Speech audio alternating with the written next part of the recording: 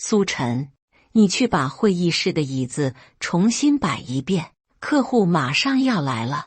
赵凯站在门口，语气里带着明显的轻蔑。赵经理，我手头还有个方案要赶。什么方案？你现在的工作就是打杂，别想那些有的没的。赵凯冷笑一声，记住你现在的身份。苏晨握紧拳头，最后还是放下了手中的笔。他看着赵凯离去的背影，心中暗想，你们以为这样就能彻底踩死我？等着瞧吧。谁也不会想到，3个月后，当新来的副总经理走进公司大门时，苏晨的命运将彻底改写。更没人想到，这个空降而来的领导竟然是苏晨的父亲。接下来开始我们本期故事，记得点击订阅并开启小铃铛。2个月前，苏晨还是恒远科技有限公司市场部的业务骨干，毕业3年，凭着过硬的专业能力和踏实的工作态度，他在公司站稳了脚跟，同事们都说他前途无量。那天的季度总结会议，苏晨到现在还记得很清楚。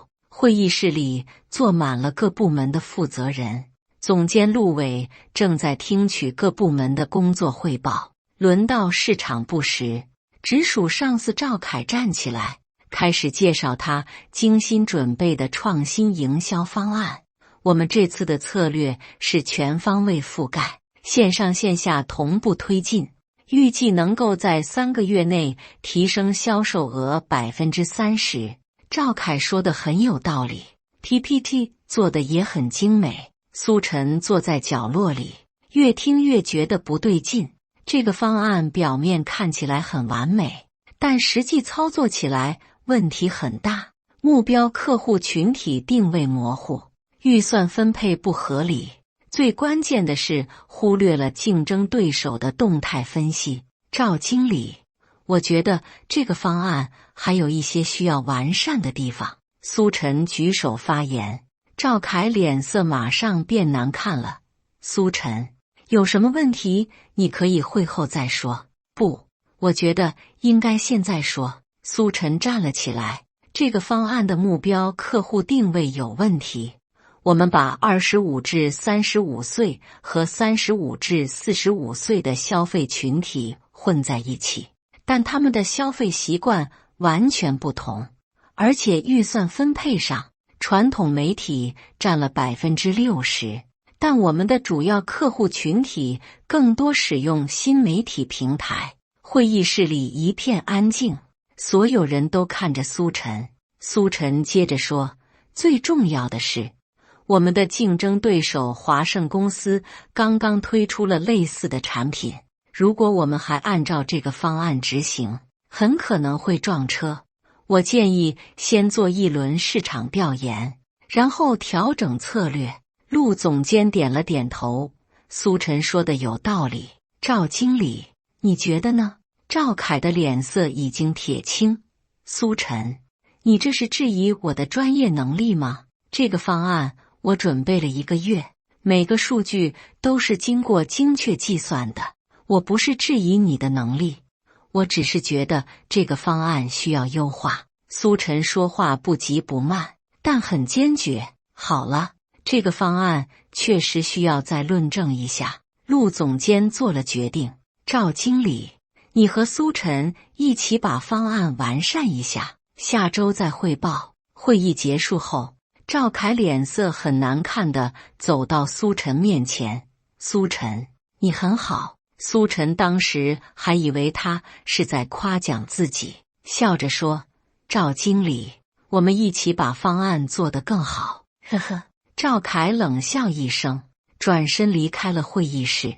从那天开始，苏晨的日子就不好过了。赵凯开始处处给他穿小鞋，重要的项目不让他参与，有价值的客户资源也不分配给他。更过分的是，赵凯还在总监面前说苏晨的坏话。陆总监，苏晨这个人工作能力是有的，但是太不服管理了。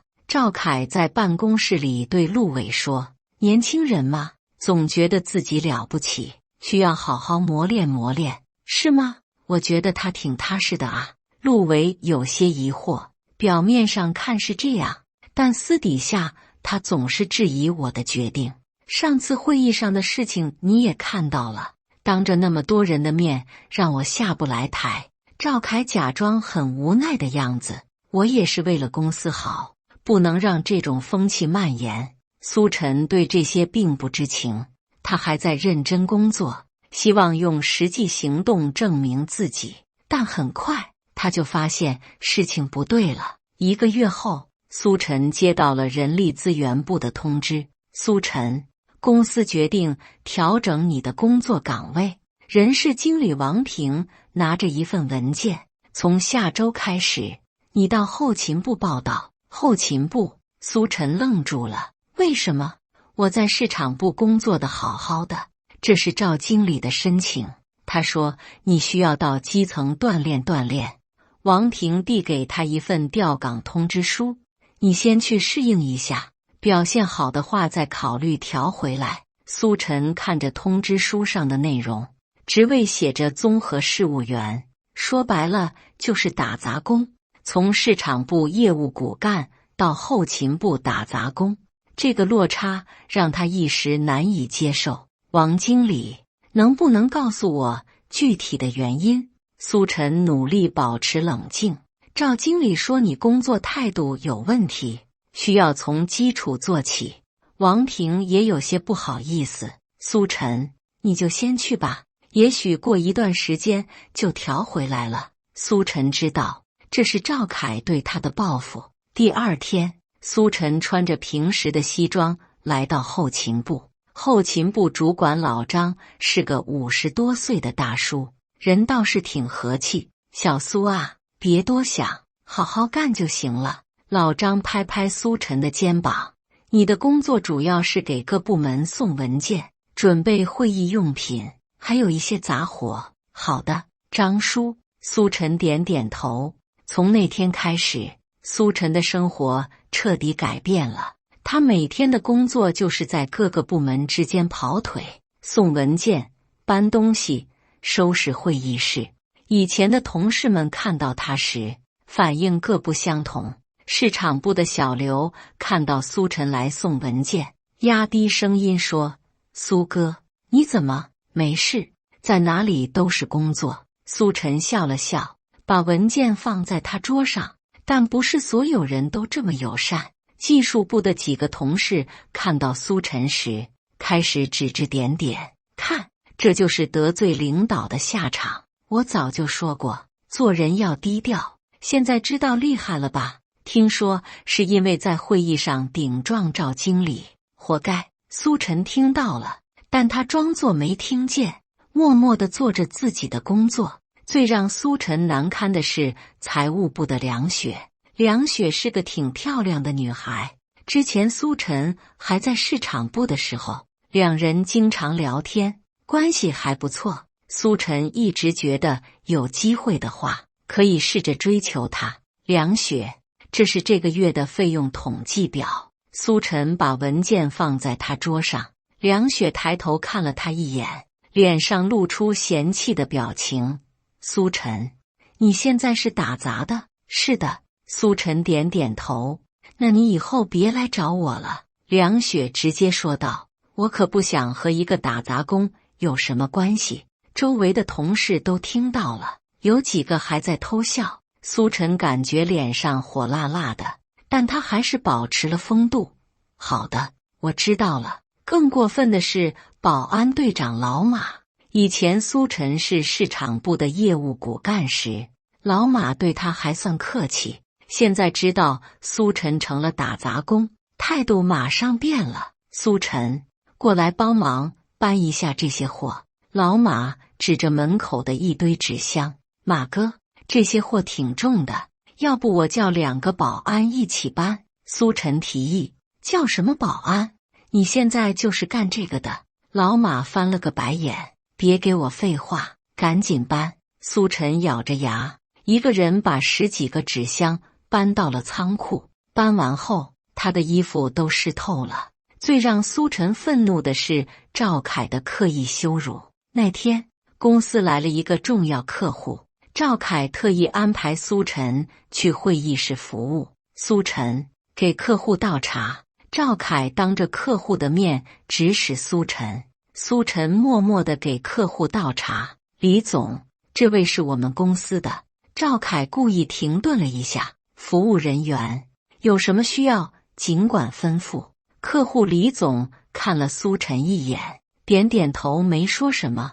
但苏晨能感觉到赵凯就是在故意羞辱他。苏晨，把椅子重新摆一下，这样摆不好看。苏晨，空调有点冷，调一下温度。苏晨，去楼下买几瓶水上来。整个会议过程中，赵凯不停地指使苏晨做各种杂事，完全把他当成了服务员。客户走后，赵凯走到苏晨面前，冷笑着说：“苏晨，现在知道什么叫现实了吧？”苏晨握紧拳头，但最后还是忍了下来。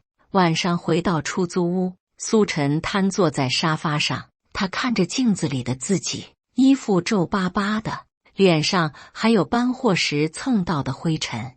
从衣冠楚楚的业务骨干到灰头土脸的打杂工，这个反差让他有些难以接受。手机响了，是父亲打来的。小陈，最近工作怎么样？电话里传来父亲温和的声音。还行，挺忙的。苏晨不想让父亲担心。爸，你那边呢？我也挺忙的，最近要出个长差，可能要2-3个月才能回来。苏振华说道。你自己照顾好自己，有什么困难记得给爸爸打电话。知道了，爸。苏晨强忍着委屈，你也保重身体。挂了电话，苏晨看着窗外的夜景。父亲工作忙，从小就很少陪伴他。苏晨从小就学会了独立，遇到困难也习惯自己扛。但这次的打击确实有点大，他需要时间来适应。总有一天，我会证明自己的。苏晨对着镜子说道。2个月的打杂工生活，苏晨慢慢适应了。虽然工作内容和以前相比差距很大，但他还是认真对待每一件事情。老张对他的工作很满意，经常夸奖他踏实能干。小苏，你这个年轻人不错，虽然从市场部调过来，但一点都没有架子。老张对苏晨很有好感。张叔，工作没有高低贵贱，只要认真做就行了。苏晨笑着回答。虽然嘴上这么说，但苏晨心里还是憋着一口气。他知道自己的能力不止于此，只是需要一个机会来证明。这天下午，公司里开始流传一个消息，总公司要派一个副总经理过来，听说是空降来的，级别很高。技术部的小王神秘兮兮地说：“真的假的？咱们公司还从来没有过副总经理这个职位呢。”财务部的梁雪也加入了讨论。千真万确，我从人事部王经理那里听来的。小王压低声音说，是总公司要整顿分公司，专门派了个高层过来。这个消息很快传遍了整个公司。赵凯听到后，脸色变得有些难看。怎么突然来个空降的？赵凯在办公室里踱来踱去，这不是要动我们的奶酪吗？技术部主管老周也有些担心。赵哥，你说这个新来的副总会不会影响我们？肯定会有影响。新官上任3把火吗？赵凯点了根烟。不过也不用太担心，我们各自的工作都做得不错，应该没什么问题。但赵凯心里其实很虚，他知道自己在管理上确实存在一些问题，特别是对苏晨的处理方式，如果被新领导知道了，可能会有麻烦。苏晨也听到了这个消息，但他并没有太在意，反正自己现在就是个打杂工，新来的领导也不会注意到他。几天后，人事部开始忙碌起来。王平和几个助理开始准备欢迎新领导的事宜。苏晨，你去把大会议室重新布置一下，要搞个欢迎仪式。老张给苏晨安排任务。好的，张叔。苏晨拿着工具去了大会议室。在布置会议室的时候，苏晨听到人事部的人在讨论新领导的信息。听说叫苏振华，是总公司的资深高管。苏振华这个名字怎么听着这么熟悉？苏晨手里的工具差点掉在地上。苏振华，这不是自己父亲的名字吗？不可能，肯定是重名。苏晨摇摇头，全国叫苏振华的人多了去了，但是心里的疑惑却越来越强烈。父亲前段时间说要出长差，会不会就是来自己公司？但父亲从来没说过他要来这里工作啊。苏晨越想越不对劲，但又不敢确定。如果真的是父亲，那自己这2个月的遭遇岂不是？不对，肯定不是。苏晨努力说服自己，如果是爸爸，他不可能不告诉我。欢迎新领导的日子终于到了。这天早上，整个公司都显得格外忙碌，各部门主管都穿上了最正式的服装，准备迎接新来的副总经理。苏晨作为后勤人员，负责会议室的最后准备工作。他把茶水、资料都准备好，然后站在会议室外等候。上午10点，一辆黑色奥迪停在公司门口，总经理陆伟亲自下楼迎接，其他高管也都站在门口。苏晨透过玻璃门看到一个熟悉的身影从车上下来，那一瞬间，他整个人都呆住了。那个穿着深蓝色西装、头发梳得一丝不苟的中年男人，正是自己的父亲苏振华。爸爸！苏晨声音颤抖，几乎不敢相信自己的眼睛。苏振华在陆伟的陪同下走进公司大厅，苏晨赶紧躲到一边。他现在的样子和父亲记忆中的职场精英形象差得太远，穿着普通的工作服，手里还拿着抹布。欢迎苏总来我们公司指导工作。陆伟热情地握着苏振华的手。陆总客气了，以后我们就是同事了。苏振华笑着回应，声音还是那么熟悉。苏晨躲在角落里，看着父亲和公司高管们寒暄，他的心情非常复杂，既激动又紧张，还有一些说不出的委屈。欢迎会议在大会议室举行，苏晨负责在外面准备茶水和资料。透过玻璃门，他看到父亲坐在会议桌的主位上，正在和各部门负责人交流。苏总，您对我们公司有什么指示？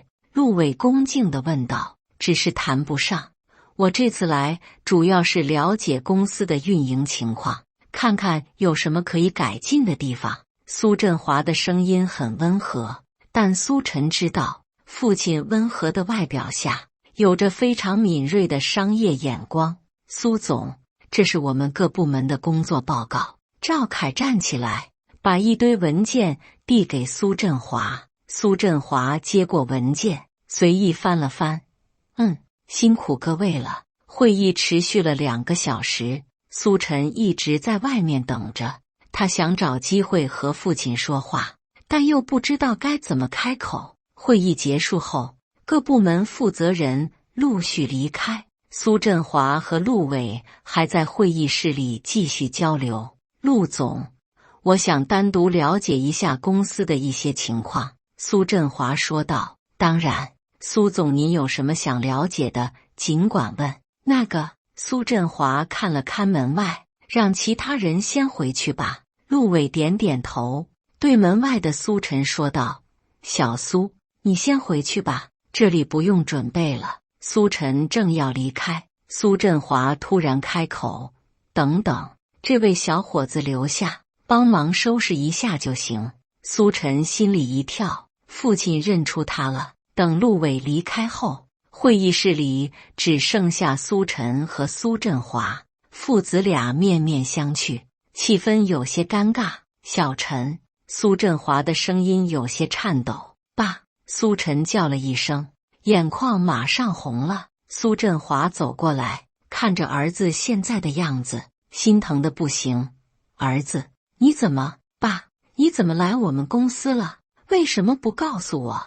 苏晨的委屈一下子涌了出来。苏振华叹了一口气。小陈，坐下，爸爸跟你解释。父子俩坐在会议桌旁，苏振华慢慢开口：我一直在总公司工作，这次是被派来整顿分公司的。之前没告诉你，是不想让别人说你走后门，也想看看你在公司的真实情况。那你现在看到了。苏晨苦笑一声：你儿子现在是个打杂工，到底发生了什么？苏振华的脸色沉了下来。我记得你之前是市场部的业务骨干。苏晨把这2个月的遭遇详细的告诉了父亲，包括那次会议上的冲突、赵凯的报复，以及自己受到的各种羞辱。听完后，苏振华脸色铁青：混蛋，竟然敢这样对待我儿子！爸，你别激动。苏晨连忙劝说：我现在不是挺好的吗？好什么好？你一个市场部的业务骨干，被人随意调到后勤部做打杂工，这叫好？苏振华气得不行。我现在就去找陆伟，让他把那个赵凯开除。爸，你别冲动。苏晨拉住父亲：如果你现在出面，别人会怎么想？会说我是靠关系的。那你想怎么办？苏晨想了想，眼中闪过一丝精明。爸，给我一些时间，我要亲自报这个仇。苏振华看着儿子，发现他虽然受了很多委屈，但眼神中却有一种坚毅。你想怎么做？你继续调查公司的情况，我相信赵凯肯定有其他问题。苏晨说道：我现在是打杂工，更容易接触到一些内部信息。我们父子配合，先收集证据，然后一举解决。苏振华点点头：好，就按你说的办。但是儿子，你要记住，不管什么时候，你都是我苏振华的儿子，不用在任何人面前低头。我知道，爸。苏晨感动地点点头。那我们现在就开始行动。苏振华站起来：你继续做你的工作，我会以新领导的身份调查公司情况，有什么发现随时告诉我。好的，爸。还有，苏振华拍拍儿子的肩膀：这段经历虽然痛苦，但对你来说也是一种成长。你现在更了解公司的基层情况，这对以后你在公司工作很有帮助。苏晨点点头，心里的委屈一扫而空。有了父亲的支持，他觉得自己又有了战斗的勇气。接下来的几天，苏振华以新任副总经理的身份开始深入了解公司的各个部门。他的工作方式很细致，不仅要看报表，还要实地走访各个岗位。我喜欢深入一线了解情况。苏振华对陆伟说道：只有真正了解基层员工的工作状态，才能做出正确的管理决策。陆伟连连点头：苏总说得对，您这种工作方式很值得我们学习。苏振华的调研很快就发现了一些问题，市场部的业绩报表有造假嫌疑，一些客户的合同条款明显不合理，而且部门内部的人员配置也有问题。赵经理，这个客户的合同你能解释一下吗？苏振华拿着一份合同问道。赵凯看了看合同，额头开始冒汗。苏总，这个是特殊情况，客户要求比较急，所以条款上有些让步。苏振华翻到合同的关键条款，按照这个合同，我们的利润率只有 5%， 而且还要承担所有的运输成本。这样的合同签了有什么意义？苏总，这个客户是我们的老客户，有时候要维护关系。赵凯支支吾吾地解释，维护关系不是这样维护的。苏振华合上合同，这样的合同以后不要再签了。赵凯点头如捣蒜，是，苏总说的对。但苏振华并没有就此罢休，他让财务部重新审核了市场部最近3个月的所有合同，发现了更多问题。同时，苏晨也在暗中收集证据。作为打杂工，他有机会接触到很多平时接触不到的信息。苏晨，你去把赵经理办公室的垃圾清理一下。老张安排任务。好的，张叔。在清理垃圾的时候，苏晨发现了一些有趣的东西。赵凯撕碎的一些纸片，拼起来后发现是一些客户的私人信息，还有一些可疑的收据。苏晨小心地把这些纸片收集起来，晚上回到家后仔细拼凑。很快，他发现了一个惊人的秘密：赵凯在和客户的私下交往中收取了回扣。爸，我发现了一些东西。苏晨把拼好的纸片拍照发给父亲。苏振华看到照片后，马上明白了这意味着什么。好样的，儿子，这些证据很重要，还有更多。苏晨继续发送资料。我发现赵凯经常让供应商请客吃饭，费用都是从公司的招待费里报销的。父子俩通过微信保持联系。苏晨不断提供线索，苏振华则从管理层的角度进行调查验证。几天后，苏振华找到了更多证据。他发现赵凯不仅收取客户回扣，还在供应商选择上做手脚。一些明显不合格的供应商能够中标，背后肯定有猫腻。陆总，我需要调阅一下采购部门的相关资料。苏振华对陆伟说道。当然可以，苏总您尽管调阅。陆伟有些疑惑，是发现什么问题了吗？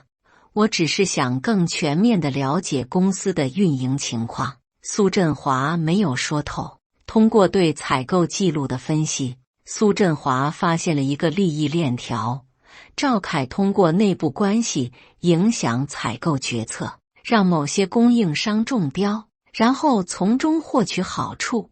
这些供应商提供的产品质量一般，但价格却不低。这个问题比我想象的严重。苏振华对苏晨说道，这不仅仅是个人问题，而是损害公司利益的系统性问题。爸，我们什么时候行动？苏晨问道。再等等，我要收集更多证据，确保一击致命。苏振华说道。还有，我发现那个财务部的梁雪也有问题。梁雪，她怎么了？她负责报销审核，但很多明显不合理的费用她都通过了，要么是渎职，要么是和赵凯有利益关系。苏晨想起梁雪当时对他的态度，心中冷笑。这些人一个个都不干净，难怪看不起他这个打杂工。爸，还有一个人我想举报。苏晨想起了保安队长老马。老马，他能有什么问题？我发现他经常让我帮忙搬一些私人物品，而且态度很恶劣。虽然不是什么大问题，但这种人品不适合当管理人员。苏振华点点头。好，我记下了。这次整顿不仅要清理蛀虫，还要整顿工作作风。又过了1个星期，苏振华和苏晨收集的证据已经足够了，是时候收网了。这天上午，苏振华突然通知召开全公司大会，所有员工必须参加。怎么突然要开全公司大会？员工们议论纷纷，会不会是要宣布什么重要决定？还是新来的副总要讲话？大会议室里坐满了人，连过道里都站满了员工。苏晨作为后勤人员，站在最后面。苏振华走上讲台，环视了一圈会场，今天召开这个全公司大会，是要宣布几项重要决定。台下的员工们都屏住了呼吸。首先，经过这段时间的调查，我发现公司在管理上存在一些严重问题。苏振华的声音很严肃，有些人利用职务之便损害公司利益，这是绝对不能容忍的。赵凯坐在前排，脸色已经变得苍白。现在我宣布，苏振华拿出一份文件，市场部经理赵凯因为收取客户回扣、虚报费用、损害公司利益等严重违纪行为，马上被开除，并且追究法律责任。全场一片哗然。赵凯猛地站起来：“苏总，你这是诬陷！我没有做过这些事情，证据确凿，容不得你狡辩。”苏振华示意助理拿出一堆材料，这些都是你的违法证据，包括收据、银行流水、合同等等。赵凯看到那些证据，马上瘫坐在椅子上。他知道完了，这些证据确实是真的。另外，财务部的梁雪因为审核不严，对明显不合理的费用放行，造成公司损失，给予开除处分。梁雪也呆住了，他没想到自己也被牵连进来。还有保安队长马师傅，因为工作态度恶劣，滥用职权，降为普通保安。老马想要争辩，但看到苏振华严厉的眼神，最后没敢开口。台下的员工们都震惊了，没想到新来的副总动作这么快，一下子处理了这么多人。现在我要宣布另一个重要决定。苏振华的声音突然变得温和起来。我要向大家介绍一个人。他示意苏晨走上台。苏晨从人群中走出来，所有人的目光都集中在他身上。很多人都疑惑，一个打杂工怎么被叫上台了？这位是苏晨。苏振华拍拍儿子的肩膀，他是我的儿子。全场马上安静的可怕，所有人都不敢相信自己的耳朵。什么？苏晨是苏总的儿子？那个打杂工是副总经理的儿子？这怎么可能？台下一片窃窃私语，很多人都露出了不敢置信的表情。我儿子苏晨原本是市场部的业务骨干，工作能力出色。苏振华继续说道，但因为在工作中坚持原则，指出了某些人方案中的问题，遭到了打击报复，被调到后勤部做打杂工。赵凯听到这里，脸色更加难看了。这2个月来，我的儿子受到了各种不公正的待遇，但他没有抱怨，而是认真做好每一份工作。苏振华的声音越来越响亮。今天我要为他证明。现在我宣布，苏晨回到市场部，恢复原来的业务岗位。苏振华停顿了一下，但是他必须和其他人一样，凭自己的能力争取晋升机会。我不希望任何人说他是靠关系上位的。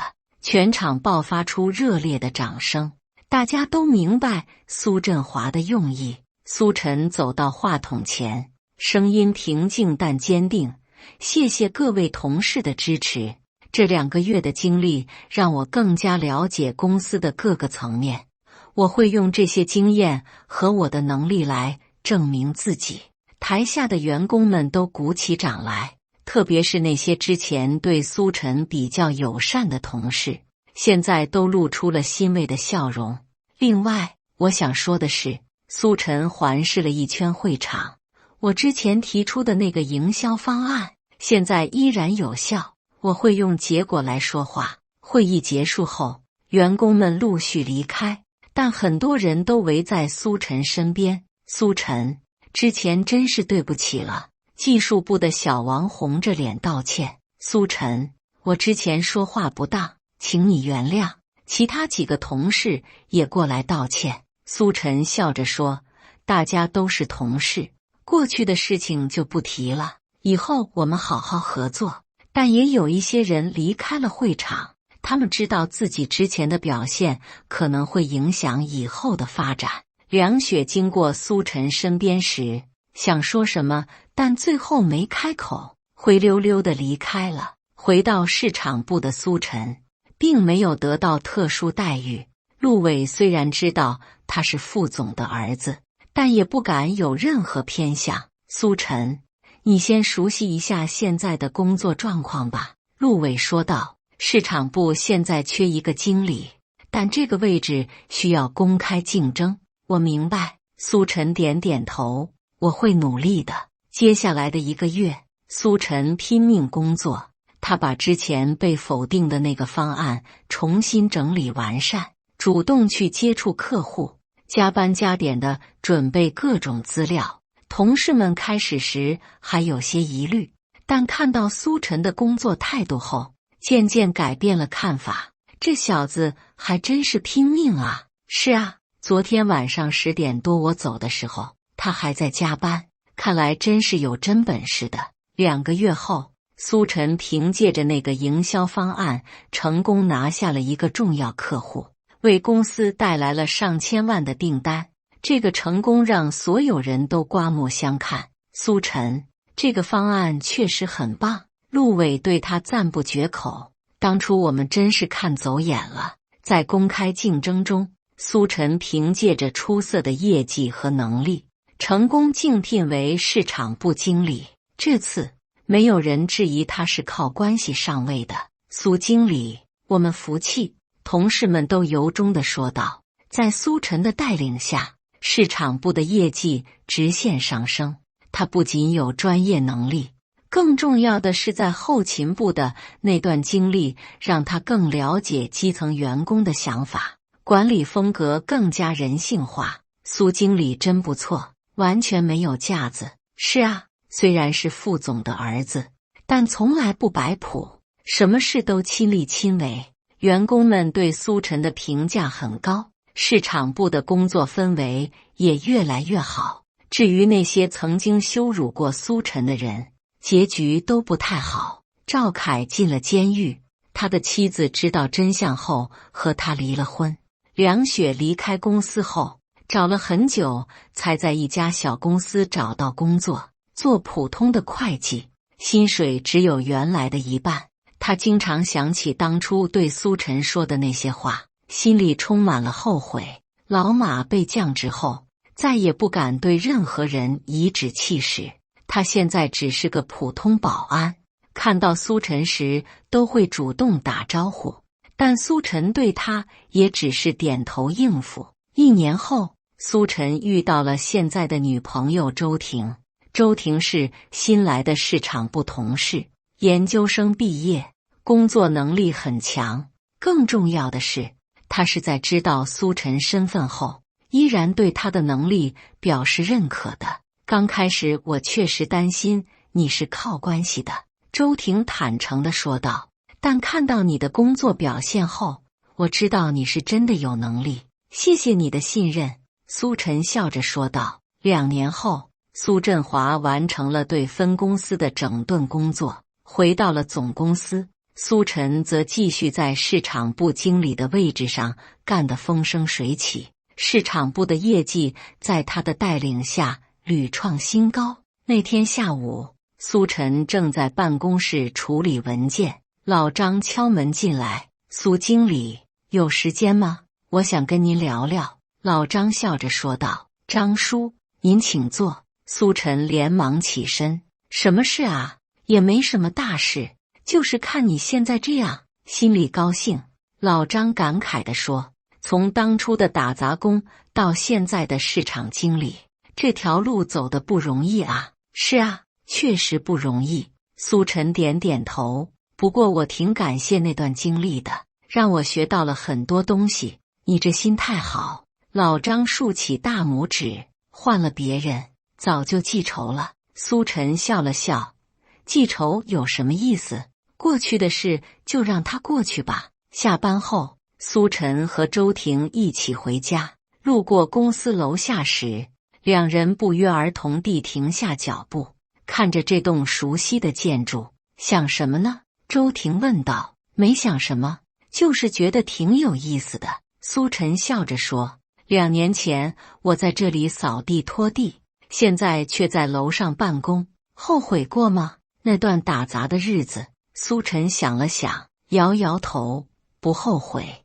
那段经历让我明白了很多道理，也让我知道什么叫踏踏实实做人做事。那现在呢？还会想着当初那些人对你的态度吗？偶尔会想起来，苏晨坦然地说，但已经不生气了。每个人都有自己的选择，我只管做好自己就行了。周婷点点头，你现在这样挺好的。是啊，挺好的。苏晨看着远方，有稳定的工作，有喜欢的人，还有什么不满足的呢？现在的苏晨已经完全从那段阴霾中走了出来，他不再纠结于过去的恩怨，也不刻意追求什么惊天动地的成功，踏踏实实工作，认认真真生活，这样就够了。感谢大家的观看，本期故事精彩吗？欢迎大家在下方评论区吐槽。如果你喜欢这类故事，